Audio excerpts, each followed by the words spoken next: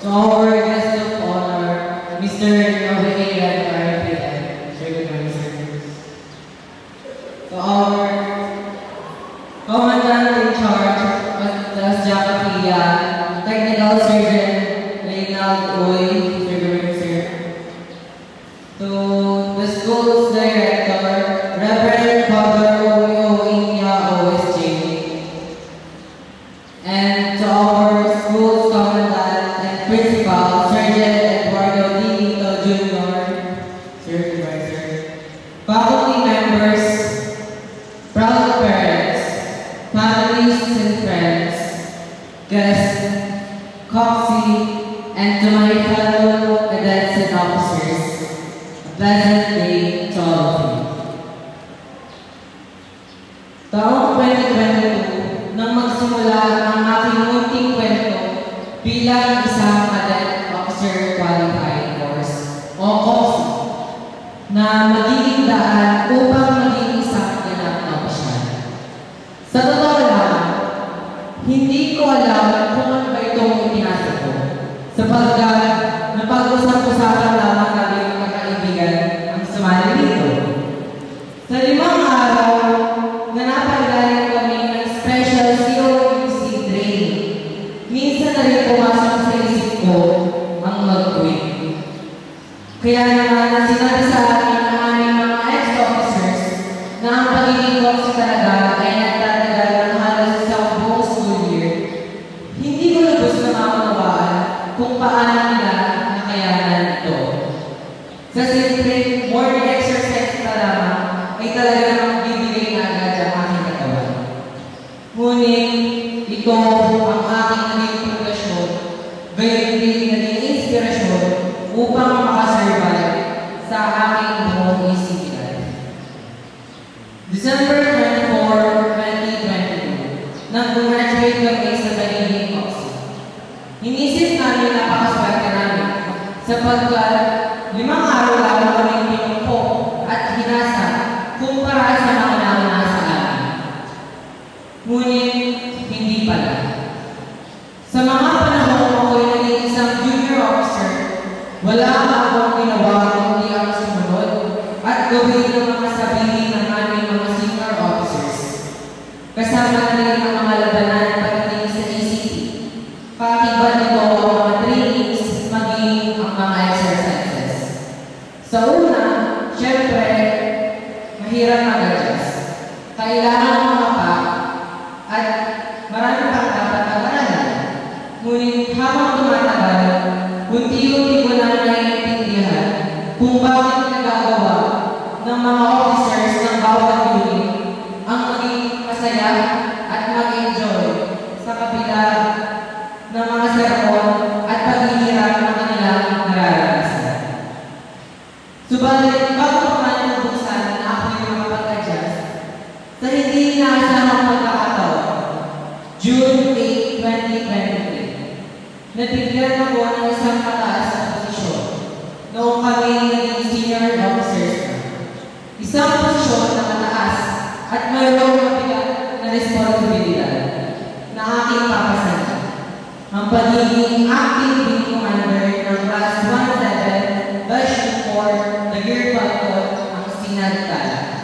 Sabi ko sa sarili ko, kaya ko ba ito? Deserve ko ba ito? Di naman ako matapang, baka hindi lang ako sundin ng mga ito. Parang hindi ko kakayanin dahil hindi naman ito ang forte ko. Pero bahala na, ikahan na, everything happens for a reason. Magkakahalo ng emosyon ng aking karamdaman nang tawagin ang aking pangalan. Hindi ko alam kung ako ba ay magiging masaya sapagkat ako ay nasa ganitong posisyon na kung saan inaasap ng bawat opisyalis o kung ako ba ay matatakot at mape-pressure sapagkat isang napakabigat na responsibilidad ang may talaga sa ganitong posisyon. Sa totoo lang, hindi ko inasahan na mapupunta sa ganitong posisyon. Kung ako ang tatanungin, mas gusto kong ako ang sumusunod kaysa ako ang magpasunod.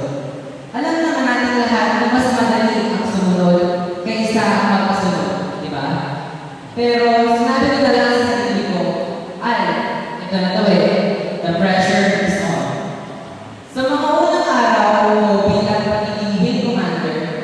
Hindi ko pa rin lubos na maisip na nasa ganitong posisyon ako.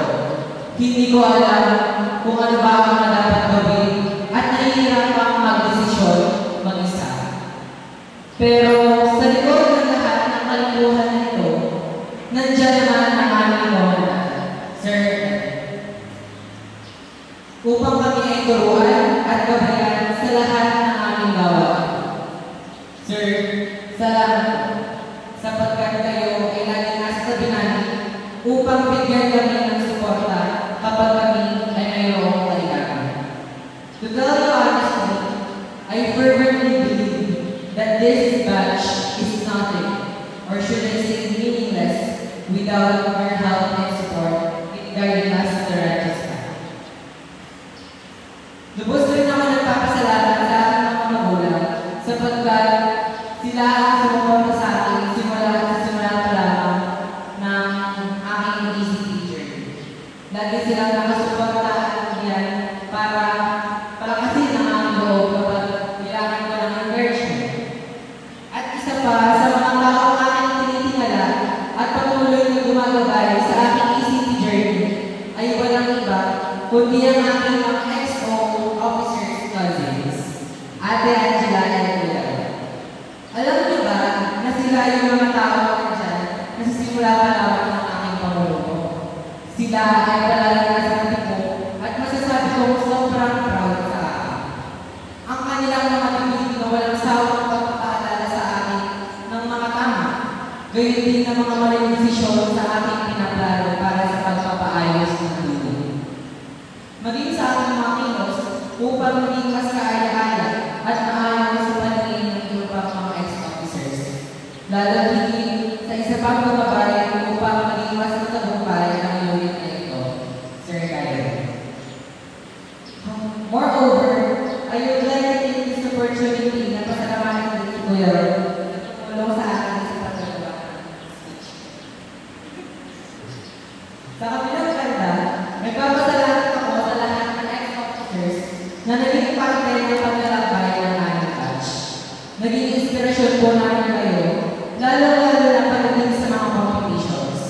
Hindi po kami napagod sundin at gawin ang mga sinasabi niyo sa amin na patuloy na tatatak sa amin at hindi kayo man maglalaho sa aming mga isipan at pagkakao. Ang tatak 147. After all, golden rule number 1, the upperclassmen are always right. At yan ang isa sa mga pinagmamalaki ko. Nanapunta ako sa lingid kung saan maayos ang sistema at kahit kailan, hindi nawala ang suporta ng mga nauna sa atin. Patuloy na binabalik-balikan ang unit na naghahari sa kalangitan, ang unit sa heaven, ang unit ng 147. At ngayong binibigkas ko na ang mga salita ko ng pamamahala, lagi ninyong pakatatandaan na ako'y proud na proud sa inyo. At nagagalak ako na makasama ang mga kabataang nag-aaral at nagtino at lakas para sa kinabukasan. At para naman sa batch na susunod sa amin, Class 1E-25, the scorching was prayed ang masigla. Good luck sa inyong magiging journey. At alam mo, kaya-kaya mong makasurvive ng isa pang buong school year. This time, kayo naman. Kayo naman ang susundin. Kayo naman ang mamamahala. Kayo naman ang mamumuno. Alagaan niyo ang unit at mas patabi niyo pa ang Foxy. Nakalaunan ay makatutulong sa inyo as your junior officers. Pati na rin ang mga susunod sa kanila na magiging Foxy naman ng batch nila. Tulad na sinabi ko, kayo naman. At during those times, kung kakailanganin kami mga seniors niyo, asahan niyo, darating kami mas maaga pa sa online natin. Sa mga tanong ko kanina, hayaan yung ticket ko ito ng masagutan. Sa tanong ko na, kaya ko ba ito? Oo, nakaya ko. Deserve ko ba ito? Naniniwala ako na kaya ako tinulong sa ating commandant ay nakitaan ako ng potensyal na mayroong kakayanang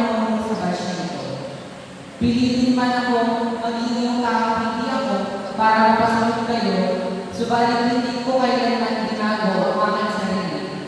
Bagkus, nagampanan ko ang aking posisyon ng walang inaakakang ibang tao. Gaya ng lahat ng sinabi ng ating ex-officers, hindi magiging buo ang ating junior high school life kapag hindi tayo nag-isipin. Totoo. Totoo nga, everything happens for a reason. And this reason is one of the best, or should I say, core memories of my whole ACT journey. But before I end this speech of mine, may I request all ACT officers and cadets to stand up and repeat what I say. Ahuya! Ahuya! Ahuya! Ahuya! Heaven! Sa 147! Most of them say, I am now signing off. Pero